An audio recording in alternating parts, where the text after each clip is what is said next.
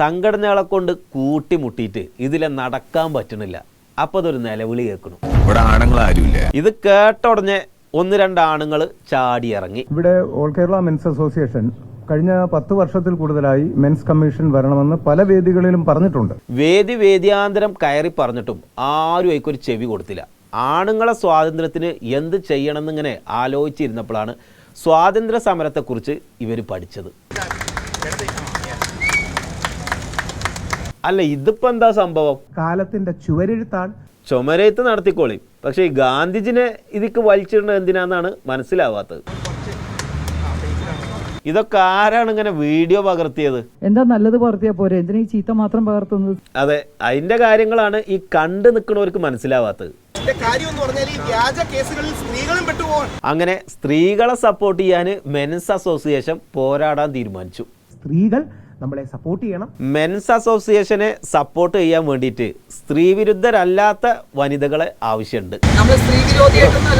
അതൊക്കെ ആയിക്കോട്ടെ, ഇതെന്താണെന്ന് ഒരു 2 വാക്ക് സംസാരിച്ചാല് ഈ കണ്ടു നിൽക്കണ ഞങ്ങൾക്ക് മനസ്സിലാക്കായിരുന്നു. രാഹുലിനെ പോലെ ഒന്നും ഭയങ്കരമായിട്ട് പ്രസംഗിച്ച് പരിചയമൊന്നുള്ള ആളൊന്നുമല്ല. അല്ല, നിങ്ങള് അഭിനയിക്കണ ആളല്ലേ? ഞങ്ങൾ സിനിമയിൽ അഭിനയിക്കുന്ന ആൾക്കാരാണ്. അഭിനയിക്കണേന്റെ ഇടക്ക് സമയം കിട്ടുമ്പോൾ മെൻസ് അസോസിയേഷന്റെ പരിപാടിയിലും പങ്കെടുക്കും. അല്ല, ഇതിപ്പോ എന്തിനാണ് ഈ ആലോചിക്കുന്നത്? മഹാത്മാഗാന്ധിയും നമ്മുടെ രാഷ്ട്രപിതാവും ഒരു പുരുഷനായിരുന്നു. ഇതൊക്കെ പറയാനും ചെയ്യാനും ഗാന്ധിജി സ്വാതന്ത്ര്യം നേടിത്തന്നു എന്നുള്ളത് ശരിയാണ്. എന്ന് വെച്ച് ഇത് കുറച്ച് കൂടി പോയിട്ടോ.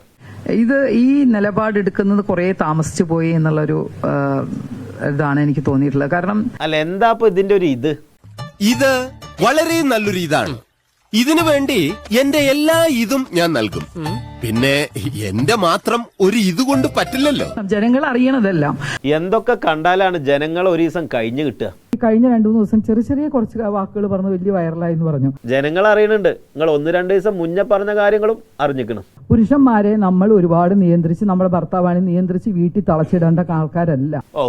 ഒരൊറ്റ പുരുഷന്മാരെ പുറത്ത് കാണുന്നില്ല. എല്ലാരും വീട്ടിന്റെ അകത്ത് ഇങ്ങനെ തളച്ചിട്ടിക്കാണ്. പോരട്ടെ, അടുത്ത പോയിന്റ് പോരട്ടെ. കേരളത്തിൽ വരുന്ന വിദേശ വനിതകളെ ആദ്യം കേരള സാരി എടുത്തിട്ട് പുറത്തേക്ക് ഇറക്കുക. നല്ല മുന്നേറ്റം. ഇതൊന്നും ഇതിനകത്ത് വരുന്നില്ലല്ലോ അല്ലേ? ഇല്ലല്ലോ. ഇല്ല. വന്നാലും പെങ്ങൾക്ക് പേടിയുണ്ടോ? ഞാൻ ഇതിന്റെ ഒപ്പം നിങ്ങളുടെ കൂടെ തന്നെ ഉണ്ടാവും. പുരുഷന്മാരുടെ കൂടെ ഞാൻ നിൽക്കും. ഞാനിനി എന്ത് ചെയ്താലും വേണ്ടില്ല, പുരുഷന്മാരെ സപ്പോർട്ട് ചെയ്യാന്നുള്ളത് എന്റെ ഏറ്റവും വലിയൊരു കാര്യം. അപ്പൊ മെൻസ് അസോസിയേഷന്റെ കൂടെ നിന്നാൽ ആര് എന്ത് പറഞ്ഞാലും പേടിയില്ലാത്ത, സ്ത്രീവിരുദ്ധ അല്ലാത്ത വനിതയുടെ സപ്പോർട്ടുമായി മെൻസ് അസോസിയേഷൻ പോരാട്ടത്തിന് ഇറങ്ങുകയാണ്. മെൻസ് അസോസിയേഷന്റെ പോരാട്ടങ്ങൾ കാത്തിരുന്ന് കാണാം.